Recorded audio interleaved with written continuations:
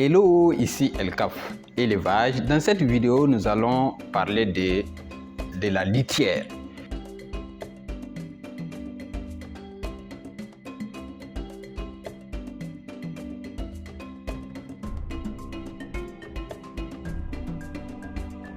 Alors, la litière, c'est quoi?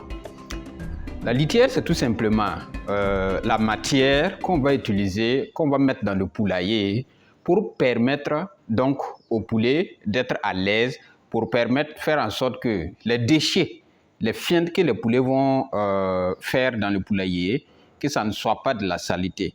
En fait, c'est la matière qui va absorber la saleté. C'est la matière aussi qui va servir d'isolant entre les pattes des poulets et puis le sol.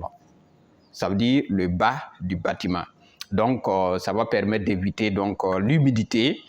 Vous savez que le sol, de façon générale, surtout pendant l'hivernage, il y a l'humidité provenant du sol. Et cette humidité ne doit pas être en contact avec les poulets.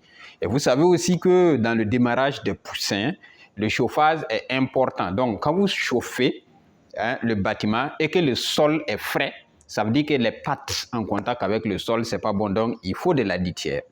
Donc, la litière, c'est tout simplement la matière qu'il faut verser dans le bâtiment pour permettre à ce que les poulets puissent marcher tranquillement dessus. Voilà. Et puis, ça va absorber leurs déchets là et ainsi de suite.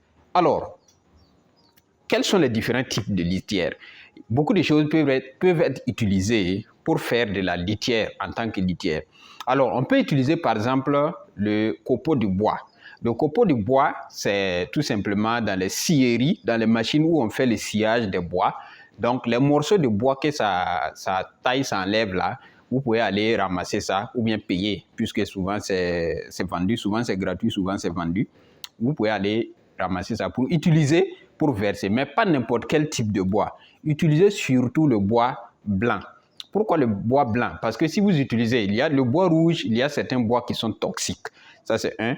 Et souvent, il y a le bois rouge aussi. Lorsque les poulets ont, par exemple, la coccidiose, vous ne pouvez pas analyser leurs déchets pour savoir s'il y a une maladie. Parce que la couleur rouge et puis les déchets qui sont souvent rouges, ça se confond. S'il y a la coccidiose, vous n'allez pas savoir. Raison pour laquelle on suggère d'utiliser le bois blanc. Mais n'utilisez pas du bois en poudre. Ça veut dire, souvent dans les scieries, il y a souvent du bois totalement en poudre là. Non, ça c'est pas bon comme litière. Ça veut dire que c'est le copeau, ça veut dire que c'est les morceaux, les gros morceaux là qu'il faut utiliser comme litière. On peut utiliser aussi les coques d'arachide. Donc au champ, quand vous décortiquez l'arachide là, les gousses d'arachide, vous décortiquez, vous enlevez les grains, les coques qui restent là, on peut utiliser ça comme litière. On peut utiliser les coques de pois de terre. Hein? Les pois de terre, là, les coques, hein? On peut utiliser ça. On peut utiliser également de la paille, c'est-à-dire de l'herbe séchée. Okay? Pendant donc, la saison sèche, il y a de l'herbe partout. Vous pouvez arracher ces herbes-là. Bien prendre soin pour que ça soit sec. Parce que si l'herbe n'est pas sec, il ne faut pas utiliser comme litière. Voilà. Donc, on peut utiliser de l'herbe séchée. On peut utiliser le son de riz. Le son de riz, c'est lorsqu'on enlève les grains de riz et puis on fait étuver là. Voilà. On décortique, on enlève maintenant les grains de riz là. Ça veut dire que le son là, on peut utiliser ça également comme litière. Donc, voici entre autres des choses, on peut utiliser plein d'autres choses. Hein. C'est des choses qu'on peut utiliser comme litière. Alors, lorsqu'il s'agit des poussins, nous allons vous dire d'éviter d'utiliser le son de riz. Le son de riz, c'est une très bonne litière. Mais pourquoi nous disons de ne pas utiliser ça pour les poussins, surtout en phase de démarrage? Vous savez, le poussin, quand il est éclos nouvellement, il ne voit pas clair d'abord. Surtout le dindonneau. Pour lui, c'est encore très grave. Et pour le poussin, ça va un peu. Mais si vous utilisez le son de riz, par exemple, quand vous mettez de la nourriture, vous savez qu'avec les poussins, vous ne pouvez pas éviter que la nourriture se gaspille. Parce que vous ne pouvez pas mettre ça dans un bocal profond. Quand c'est profond, il ne peut pas manger.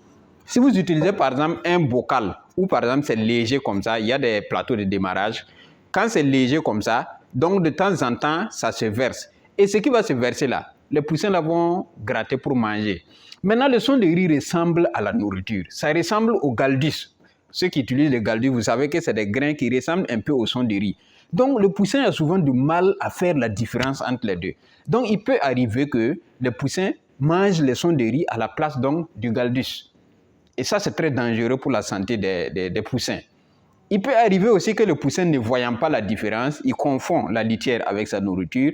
Donc, c'est compliqué. Raison pour laquelle nous ne conseillons pas. Lorsque vous faites le démarrage des poussins, nous ne vous conseillons pas d'utiliser directement le son de riz. Mais vous pouvez utiliser les autres litières. Vous pouvez utiliser le copeau de bois. Vous pouvez utiliser de l'herbe sèche. Okay? Vous pouvez utiliser les coques d'arachide selon ce qui peut être disponible là où vous êtes.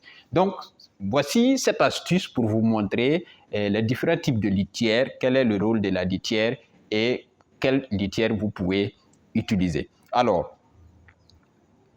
comment changer? Donc, quand est-ce qu'il faut changer la litière? C'est une question qui est fréquemment posée. Et dans une prochaine vidéo, nous allons vous donner cette astuce-là. Merci de faire confiance à El Café Leval et à très bientôt pour d'autres astuces. Merci.